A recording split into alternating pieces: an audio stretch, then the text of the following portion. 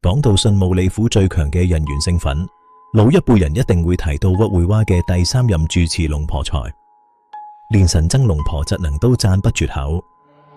帶咗龍婆財嘅牌，唔單止可以令死對頭變朋友，甚至可以令異性對你產生一種近乎瘋狂嘅迷戀。呢批牌用咗成10年時間先至大功告成。點解咁靈？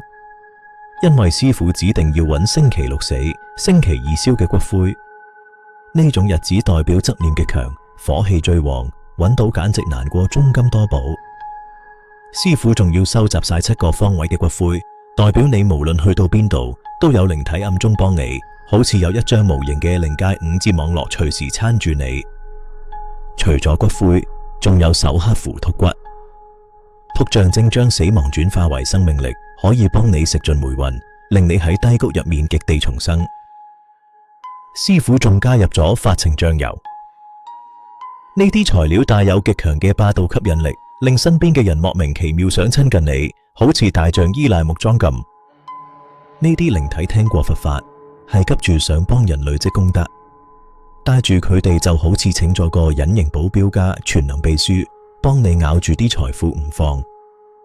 大師製作呢批聖物係為咗興學救災。